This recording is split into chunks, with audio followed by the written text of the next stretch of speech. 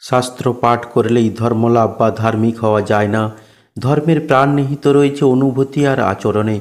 ধর্ম নেই তিলক ফোঁটায় অসনে বসনে, ধর্ম আছে ত্যাগে সংযমে সত্যে ও ব্রহ্মচর্যে। আবার ব্রহ্মচর্যই সর্বোচ্চ সাধনা। ন তপস্তপঃ ইত্যাহু ব্রহ্মচর্যং তপোত্তমম। কথাগুলো প্রায় বলতেন শকুন্তলকে তাঁর গুরুদেব বলকল ঋষি। আর শকুন্তলও ব্রহ্মচর্য অবলম্বন পূর্বক শিক্ষালাভ করতেন তাঁর কাছে। বলকল ঋষি ঈশ্বর ভক্ত ছিলেন, কিন্তু কোনরূপ গোঁড়ামিপনা ছিল না তার মধ্যে। শকুন্তলও তদ্রূপ। তাই ঋষিবর প্রীত হয়ে একদা ধৃতরাষ্ট্র সমীপে এক প্রস্তাব নিয়ে আগমন করেছিলেন। তিনি বলেছিলেন, হে মহামান্য কুরুরাজ, আপনার পুত্র শকুন্তল অতীব জ্ঞানী, ধর্মপরায়ণ এবং আমার পরম প্রীতিভাজন। ঈদৃশ সন্তানকে লাভ করে আপনার পিতৃপ্রাণ যেমন ধন্য, তেমনি আমার শিক্ষক প্রাণও পুলকিত এবং সার্থক। তারই ফলশ্রুতিস্বরূপ আমার একমাত্র ধর্মপরায়ণা কন্যা সুপ্রতিমাকে আপনার পুত্র শকুন্তলের হস্তে সম্প্রদান করে গার্হস্থ্য জীবনে আমন্ত্রণ জানাতে বাসনা করি। মহর্ষি বলকলের প্রস্তাব শ্রবণ করে সভাস্থ ব্যক্তিবর্গ সাধুবাদ দিয়ে উঠলেন। পুরো নারীরা পুষ্পচন্দনে বিভূষিত করলেন ঋষিবরকে। ধৃতরাষ্ট্র বললেন, আপনার প্রস্তাব সর্বান্তকরণে গ্রহণ করলাম। আমার পুত্রের গুরুদেব আপনি, আপনার মনস্কামনাই পূর্ণ হোক। সঙ্গে সঙ্গে গীতিকারগণ সেই স্বনামধন্য ঋষি বলকলের সম্পর্কে গীত রচনা করলে গায়কগণ গাইতে আরম্ভ করলেন। শকুন্তলের বিবাহ কর্ম অনুষ্ঠিত হল। গার্হস্থ্য জীবনে আনন্দের সূচনা করে অবিলম্বেই সুপ্রতিমার ক্রোড়ে নেমে এলো এক দেব দুর্লভ শিশু। শকুন্তল জ্ঞাত হলেন তাঁর পিতামহ গঙ্গার দেবীর পুত্র। গঙ্গা যদি নদীরূপিণী দেবী হয়, তাহলে তাঁর গর্ভে মানব শিশু জন্মালো কেমন করে? আর যদি বা ভীষ্মদেব গঙ্গার পুত্র হন, তাহলে এই গঙ্গা নিশ্চয়ই মর্তের মানবী ছিলেন, নদী হতে পারে না। আসলে নদী তীরে বাস করা গঙ্গা নাম্নী এক নারীর সাথে শান্তনু মিলিত হয়েছিলেন, আর তাতেই ভীষ্মদেবের জন্ম হয়েছিল। ব্যাসদেব এই কথায় বাধা দিয়ে বলেছিলেন, না বৎস, তুমি গঙ্গাকে জানো না, চেনো না। গঙ্গা নদীরূপা দেবী, স্বর্গে তাঁর অবস্থান ছিল। তাঁকে মর্তে আনয়ন করেছিলেন সগর বংশজাত রাজা ভগীরথ। ত্রেতা যুগে অযোধ্যা নগরীতে সগর নামে এক রাজা ছিলেন। তাঁর দুই পত্নী কেশিনী ও সুমতি। কেশিনী বিদর্ভ রাজের কন্যা আর সুমতি কশ্যপের। গরুড় ছিলেন এদের সহোদর। সগর রাজা পুত্রলাভের জন্য হিমালয়ের এক প্রত্যন্ত প্রদেশে গমনপূর্বক তপস্যা করেন। ভৃগু মুনি সেই স্থানে অবস্থান করতেন। তিনি সগরকে বর প্রদান করলেন, তুমি গৃহে প্রত্যাবর্তন করো সগর, অবিলম্বেই তোমার স্ত্রী পুত্রবতী হবে। এ কথা শুনে স্ত্রীদ্বয় ভৃগু মুনির কাছে উপস্থিত হলে মুনিবর বললেন, কন্যাগণ, তোমরা কে কটি পুত্র সন্তান চাও? কেশিনী বললেন, হে প্রভু, আমাকে একটি পুত্র দান করলেই সুখী হব। সুমতি বললেন, এক পুত্র নিয়ে আমি সন্তুষ্ট নই, আমার 60,000 পুত্র চাই। তথাস্তু বলে বর দিলেন ভৃগুমুনি। কালক্রমে কেশিনীর ক্রোড়ে নেমে এলো এক পুত্র। সগর রাজা তার নাম রাখলেন অসমঞ্জ। সুমতি প্রসব করলেন অসংখ্য ভ্রূণযুক্ত একটি বিশাল মাংসপিণ্ড। সঙ্গে সঙ্গে সেই মাংসপিণ্ড 60,000 খণ্ডে বিভক্ত হল। তারপর ভৃগু মুনির নির্দেশে সেগুলিকে ঘৃতপূর্ণ কুম্ভে নানা প্রকার ভেষজ দ্রব্য দিয়ে রেখে দিলেন কিছুদিন। কালক্রমে সেগুলি পুত্র সন্তান রূপে আবির্ভূত হল সগর রাজার গৃহে। অসমঞ্জ মহা শক্তিশালী। বাল্যকালে ওই 60 সহস্র ভ্রাতাকে নিয়ে তিনি করতেন জলক্রীড়া। অধিকাংশ দিন ওদেরকে ক্রীড়াচ্ছলে সমুদ্রে সলিলে করতেন নিক্ষেপ। ওরা তরঙ্গে হাবুডুবু খেতে থাকলে তিনি আনন্দে হাসতেন অট্টহাসি, তারপর স্বয়ং তুলে আনতেন। এইভাবে অসমঞ্জ পাপ কর্মা হয়ে উঠলে সগর রাজা ক্রোধে অন্ধ হয়ে ওই পুত্রকে নগর থেকে করলেন বহিষ্কার। কিছুদিন পরে ভৃগু মুনি এসে উপস্থিত হলেন। তিনি বিতাড়িত পুত্রের সাথে পিতার পুনর্মিলন ঘটিয়ে দিয়ে সগরকে এক যজ্ঞ করার জন্যে আয়োজন করতে নির্দেশ দিলেন। সগর রাজা তাতে সম্মত হলেন। হিমালয় ও বিন্ধ্য পর্বতের মাঝখানে যে ভূমি আছে, সেখানে সগরের ওই যজ্ঞ অনুষ্ঠিত হয়েছিল। অসমঞ্জের পুত্র অংশুমান যজ্ঞ অশ্বের অন্বেষণে করলেন গমন। কয়েকদিন পরে অশ্ব নিয়ে প্রত্যাবর্তন করলেন তিনি।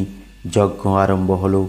দেবরাজ পাক শাসন ভাবছিলেন, সগর রাজা ওই যজ্ঞ ফলে যদি দেবলোকে আগমন পূর্বক আমার সিংহাসন অধিকার করেন তাহলে মহা বিপদ। এই কথা ভেবে একদা এক রাক্ষস মূর্তি ধারণ পূর্বক দেবরাজ ওই অশ্ব করলেন অপহরণ। মহা চিন্তায় পতিত হলেন সগর রাজা। কোথায় গেল অশ্ব? তিনি 60,000 পুত্রকে আহ্বানপূর্বক বললেন, হে পুত্রগণ, তোমরা অবিলম্বে অশ্বের অনুসন্ধান করো, নতুবা যজ্ঞ সম্পূর্ণ হবে না। প্রয়োজনে পৃথিবী খনন করতে হবে তোমাদের, স্বর্গ মর্ত পাতালে গমন করতে হবে। পিত্রাদেশ প্রাপ্ত হয়ে পুত্রগণ চারিদিকে তন্ন তন্ন করে অবশেষে পৃথিবী খননে হলেন তৎপর। অশনি সদৃশ স্থূল আর অতি কঠিন হল দ্বারা ভিদ্যমানা হয়ে আর্তনাদ করতে লাগল বসুন্ধরা। প্রত্যেকেই 1 যোজন পরিমিত ভূমি খনন করলেন। খনিত হল বহু সৈন্য সংকুল দ্বীপ ও দ্বীপপুঞ্জ। চারিদিকে একটা ভীতির ভাব, সন্ত্রাসের বিভীষিকা প্রচণ্ড হাহাকারের সৃষ্টি করল সারা পাতালপুরীতে। 14 ভুবন বিষণ্ণতায় ভরপুর। স্বর্গ মর্তে পড়ে গেল তুমুল আলোড়ন। দেব দানব গন্ধর্ব কিন্নর ভীত হয়ে ব্রহ্মার শরণাপন্ন হলেন।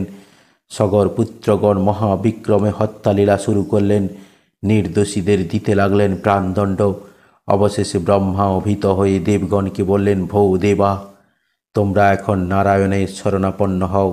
তিনি কপিলের মূর্তি পরিগ্রহপূর্বক এই পৃথিবী ধারণ করে আছেন। সেই কপিল মুনি ছাড়া সগর সন্তানদের কেউ ধ্বংস করতে পারবেন না। দেবগণ তখন সদল বলে গমন করলেন কপিল মুনির আশ্রমে, জানালেন আপন আপন অভিপ্রায়। বন্দনা গানে কপিলকে করলেন প্রীত, আর করুণাঘন মুনিবর তখন তাদের অভয় দানে করলেন বাধিত। ওদিকে ওরা পাতাল খনন করতে করতে এক অতিকায় নাগ দেখতে পেলেন। নাগটি মস্তকে পৃথিবীর এক অংশ ধারণ করে আছে। ভয়ঙ্কর সেই নাগ। ওরা সেখান থেকে অধিক অগ্রসর হয়ে দেখলেন মহাপদ্ম নামে এক বিরাট হস্তি।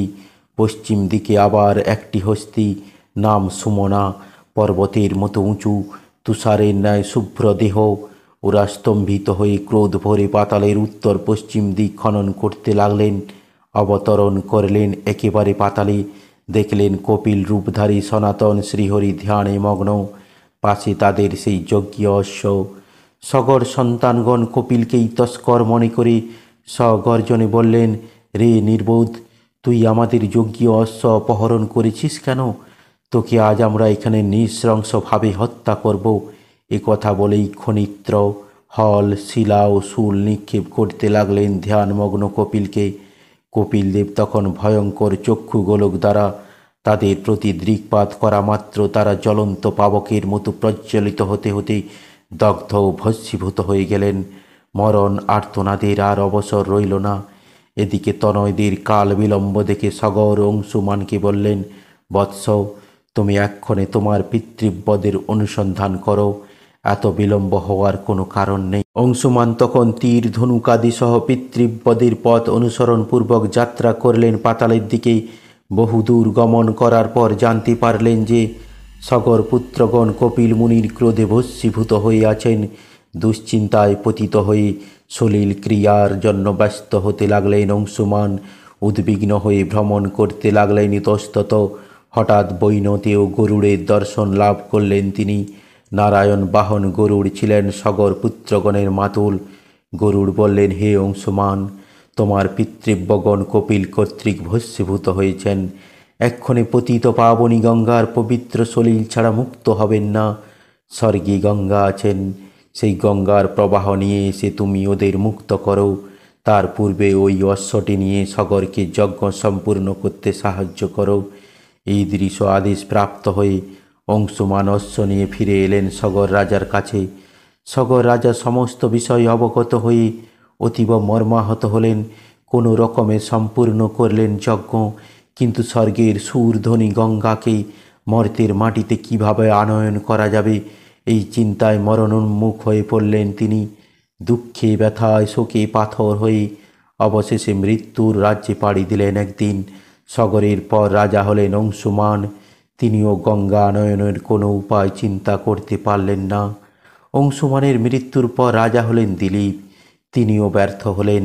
এবার দিলীপের পুত্র ভগীরথ পরিলেন রাজমুকুট, কিন্তু নিঃসন্তান ধার্মিক রাজা ভগীরথ রাজমুকুট ত্যাগপূর্বক মন্ত্রীগণের উপর রাজ্যভার সমর্পণ করে গঙ্গাকে ভূলোকে আনয়নের নিমিত্ত গোকর্ণ নামক স্থানে দীর্ঘকাল তপস্যা করতে লাগলেন। অনাহারে ঊর্ধ্ববাহু হয়ে সহস্র বছর অতিবাহিত হল তার। একদা ব্রহ্মা আবির্ভূত হয়ে বললেন, তোমার কঠোর তপস্যায় সন্তুষ্ট হয়েছি ভগীরথ, বরং যাচস্ব। ভগীরথ বললেন, হে প্রভু, আমার পূর্বপুরুষদের উদ্ধারের নিমিত্ত গঙ্গাকে ভূতলে প্রেরণ করুন।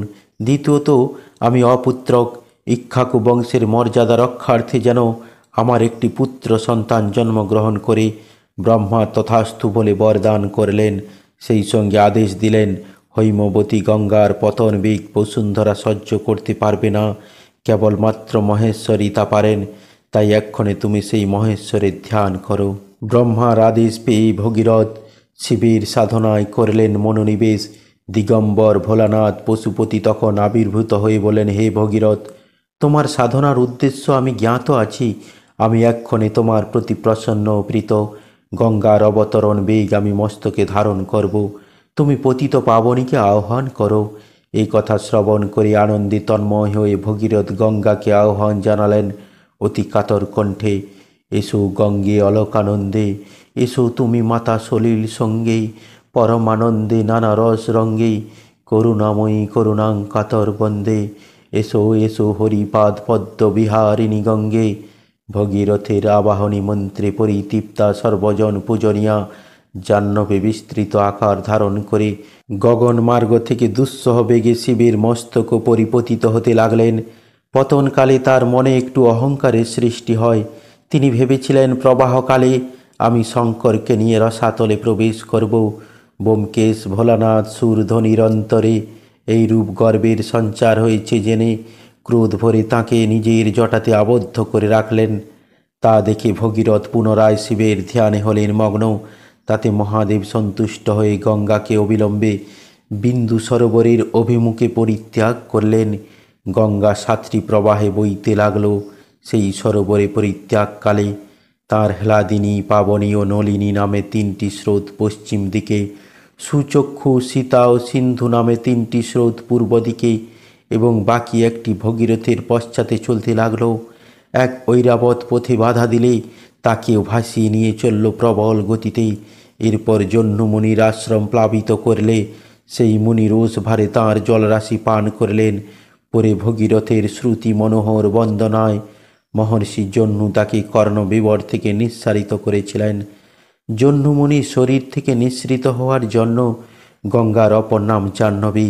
অনন্তর জাহ্নবী ভগীরথের অনুগমন করতে করতে অবিলম্বে কপিল মুনির আশ্রমের দিকে সগর সন্তানের উদ্ধার মানসে রসাতলে করলেন প্রবেশ। সেই সঙ্গে নিমজ্জিত করলেন ভস্মীভূত পূর্বপুরুষদের। ৬০ সহস্র সগর তনয় তখন যেন দুহাত বাড়িয়ে ভগীরথকে আশীর্বাদ করে স্বর্গলোকের পথে পদার্পণ করলেন। ভীষ্মের মুখ থেকে এই কথা শ্রবণ করে সুকুন্তল বললেন, এসব কাহিনী আমার বিশ্বাস হয় না।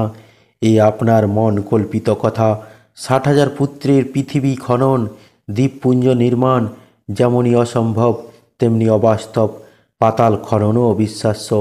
কপিল মুনির ধ্যান, ভস্ম হওয়ার মন্ত্র, স্বর্গ থেকে গঙ্গার পতন, জহ্নুমুনির গঙ্গা জল পান যথার্থ নয়। আসলে সব কিছুকে বড় করে দেখানো হয়েছে। এগুলো হচ্ছে ভ্রমাত্মক অনুভূতি। ঝড় ঝঞ্ঝা, বিপদ আপদ, অসুখ বিসুখ ও দুঃখ কষ্টের সান্ত্বনা লাভের জন্য আমরা ঈশ্বর, ধর্ম, মন্ত্র বিশ্বাস করি। জ্যোতির্বিদ্যায় আগ্রহ ও বিশ্বাস ব্যাপক মানুষেরই রয়েছে। নিজেদের জীবনের অনিশ্চয়তা, সামগ্রিকভাবে উন্নত দৃষ্টিভঙ্গির অভাব ইত্যাদি কারণ ছাড়া জ্যোতিষবিদ্যার অযৌক্তিক ধোঁকাটি সাধারণ মানুষকে বিভ্রান্ত করে। বিভিন্ন গ্রহ নক্ষত্রের নাম ও অবস্থান সম্পর্কে জটিল অঙ্ক কেবলমাত্র সাধারণ মানুষের আস্থা অর্জনের চেষ্টা করে মাত্র। তথাকালে দুঃশাসন এসে বললেন, সুকুন্তল, জ্যেষ্ঠ ভ্রাতা অদ্য বিরাট রাজ্যের গোধন হরণের নিমিত্ত প্রস্তুত হচ্ছেন, তুমিও প্রস্তুত হও। সুকুন্তল বললেন, না ভ্রাতা, আমি অসুস্থ। তাছাড়া গোধন হরণ অপরাধ। দুঃশাসন বললেন, ওসব উপদেশ আমি শুনতে আসিনি, জেনে রাখবে এটা রাজার আদেশ। দুঃশাসন চলে গেলে সুকুন্তলকে সুপ্রতিমা বলল, গোধন হরণ চরম অন্যায় কাজ। ৩৩ কোটি দেবতা যাঁদের শরীরে বিরাজমান, সেই গোধনকে হরণ করবে তোমরা? এতই নীচ প্রবৃত্তি তোমাদের। তাই বুঝি আমার দক্ষিণ নয়নটা বারবার স্পন্দিত হচ্ছে। আজ আমি মানস চক্ষে দেখতে পাচ্ছি, জ্বলন্ত বিভীষিকার মতো কারা যেন আমাদের প্রাসাদের আশেপাশে ঘুরে বেড়াচ্ছে, হাতে ধ্বংসের মশাল, মুখে অদ্ভুত হাসি। তোমরা সত্যই যদি গোধন হরণ করো, তাহলে সেই গোধনের দীর্ঘ। এই সময় গান্ধারী উপস্থিত হয়ে শকুন্তলকে জিজ্ঞাসা করলেন, দুঃশাসন তোমার কক্ষে এসেছিল কেন? বাইরে দেখলাম সৈন্য সমাবেশ, গজ অশ্বরথ সারি সারি দণ্ডায়মান। যাকে জিজ্ঞাসা করি কেউ উত্তর দেয় না। হাঁ রে, আবার তোরা কার সর্বনাশ করতে যাচ্ছিস? বধূমাতা, তুমি বলো তো কী ব্যাপার? শকুন্তল বললেন, তোমাকে সে কথা বলে বোঝাতে পারবো না মা। যে ভ্রাতৃবর্গ কি বিরাট অন্যায় কর্ম করতে চলেছে। অন্যায়? গান্ধারীর কণ্ঠে ক্ষিপ্রতার সুর, মুখে জিজ্ঞাসার চিহ্ন। শকুন্তল তখন বললেন, রাজা দুর্যোধন আমাদেরকে নিয়ে বিরাট রাজ্যের গোধন হরণ করতে যাওয়ার জন্য প্রস্তুত হতে চলেছেন। বিস্মিত হয়ে উঠলেন গান্ধারী। এ তুই কী বলছিস শকুন্তল? সুপ্রতিমা বলল, হাঁ রাজমাতা, সম্পূর্ণ সত্য। আপনার জ্যেষ্ঠ পুত্রকে বুঝিয়ে বলুন যেন উনি ওই পাপজনক কর্ম না করেন, তাতেই বংশের অমঙ্গল হবে। কুলদেবীর মঙ্গল ঘট কলঙ্কের কালিতে বিবর্ণ হয়ে যাবে। গান্ধারী আর দাঁড়াতে পারলেন না। পদদয় তার থর থর করে কেঁপে উঠল। দুর্যোধনের যাত্রাপথকে রোধ করার জন্য ব্যগ্র হয়ে উঠলেন। কিন্তু তখন সবশেষ দুর্যোধন সৈন্য সমভিবেহারে চলে গেছেন বিরাট রাজ্যে। নিরুপায় মাতা পুনরায় শকুন্তলের সমীপে উপস্থিত হয়ে বললেন, তুই এর একটা উপায় কর বৎস, দুর্যোধনকে ফিরিয়ে আন।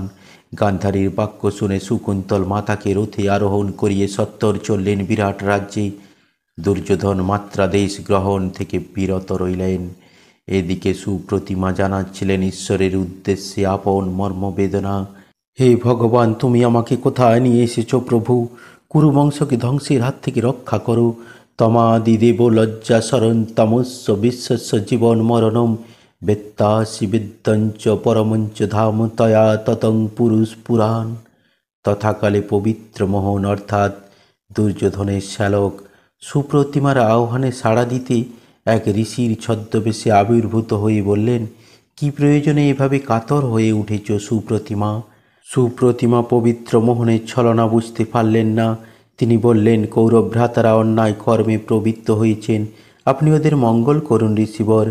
ঋষিবর অর্থাৎ পবিত্র মোহন বললেন, আমি একজন সাধারণ মানুষ, কিভাবে ওদের মঙ্গল করতে সমর্থ হব?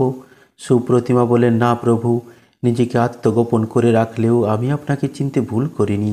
আমি পাদ্মার্ঘ্য আনয়ন করছি, একটু বিশ্রাম করুন।